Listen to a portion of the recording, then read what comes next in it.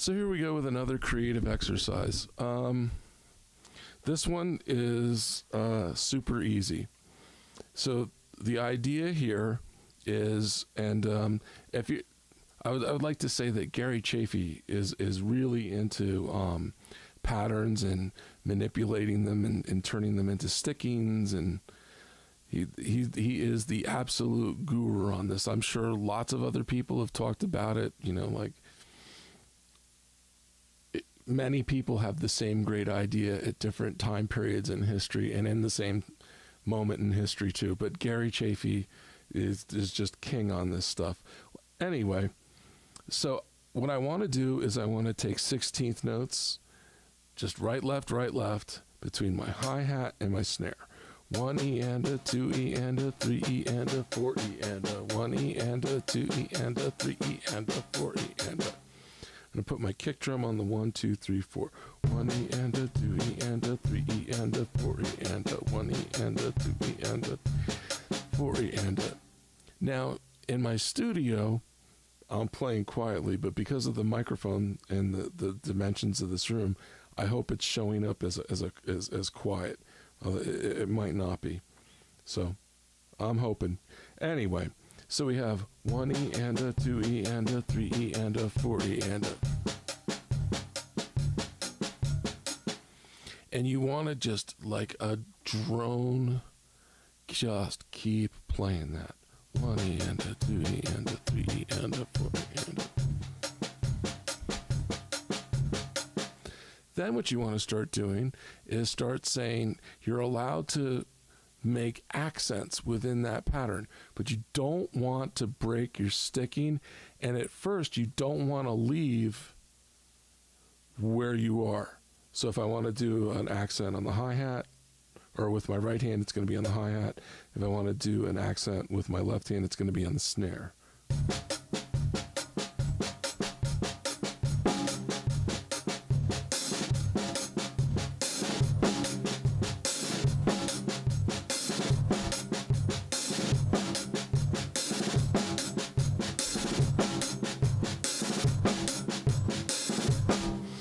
So I did a drop, I put a lilt in, you know, maybe I could do something different with my kick drum. Who knows, right?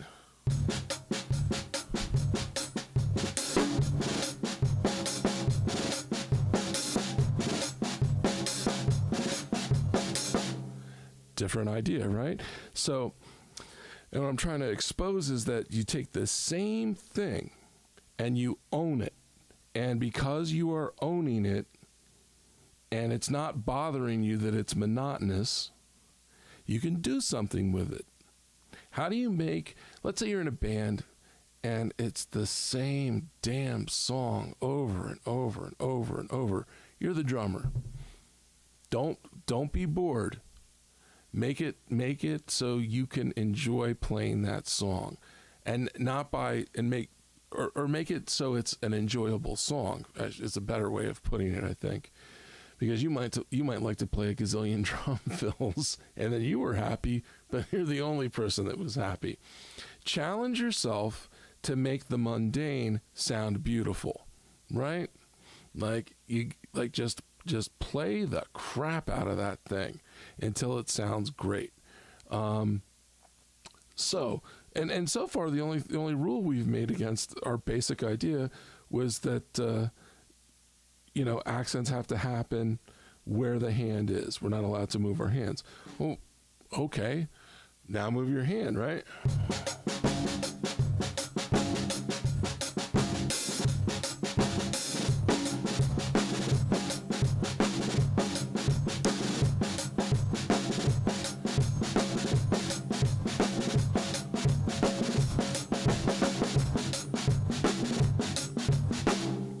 Right? So I haven't changed my sticking. I haven't changed what I'm playing at all for this entire exercise, you know?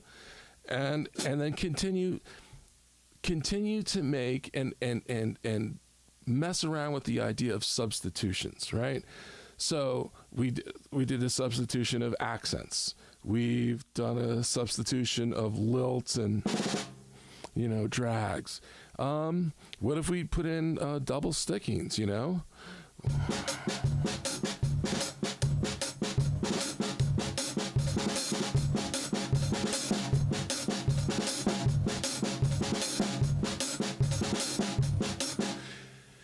And rather than something, this is why this exercise is so helpful to a lot of people.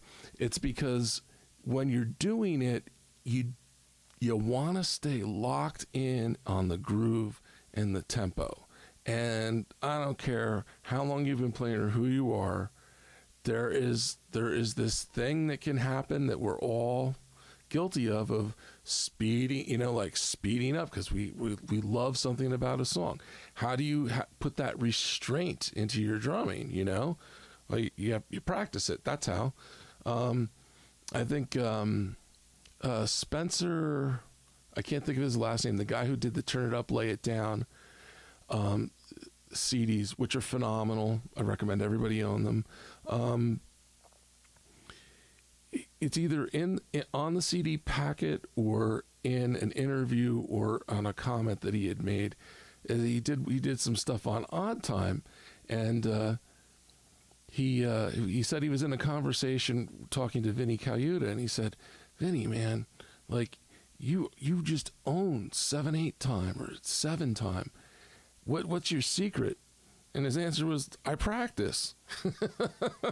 It's kind of.